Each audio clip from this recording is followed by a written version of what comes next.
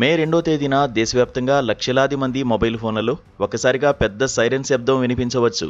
అయితే దీని గురించి ప్రజలు భయపడడం లేదా కంగారు పడాల్సిన అవసరం లేదని కేంద్ర ప్రభుత్వం తెలిపింది.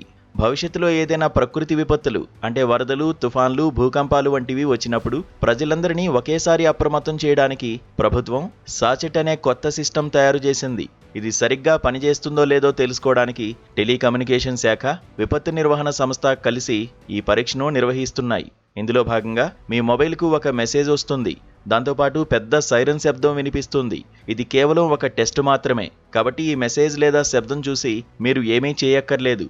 మీ అత్యవసర హెచ్చరిక వ్యవస్థ కామన్ అలర్టింగ్ ప్రోటోకాల్ ఆధారంగా పనిచేస్తుంది. అంతర్జాతీయ టెలికమ్యూనికేషన్ యూనియన్ సిఫారసు చేసిన ఈ టెక్నాలజీ ప్రస్తుతం దేశవ్యాప్తంగా అమల్లో ఉంది. దీనివల్ల ఏదైనా ప్రమాదం పొంచి ఉన్నప్పుడు సెకన్ల వ్యవధిలో వేల మందికి సమాచారం చేరుతుంది. ప్రమాదంలో ఉన్న ప్రాంతంలో ఉన్న ఫోన్లకు మాత్రమే ఈ మెసేజ్లు వెళ్లేలా ఈ టెక్నాలజీని రూపొందించారు. అందుకే మే 2న మీ ఫోన్లో సైరన్ మోగినా లేదా ఎమర్జెన్సీ అలర్ట్ అని మెసేజ్ వచ్చినా అది ప్రభుత్వం చేస్తున్న చిన్న టెస్టింగ్ అని గమనించాలి. మీ ఫోన్ సైలెంట్ మోడ్లో ఉన్నా ఈ సైరన్ వినిపించే అవకాశం ఉంది.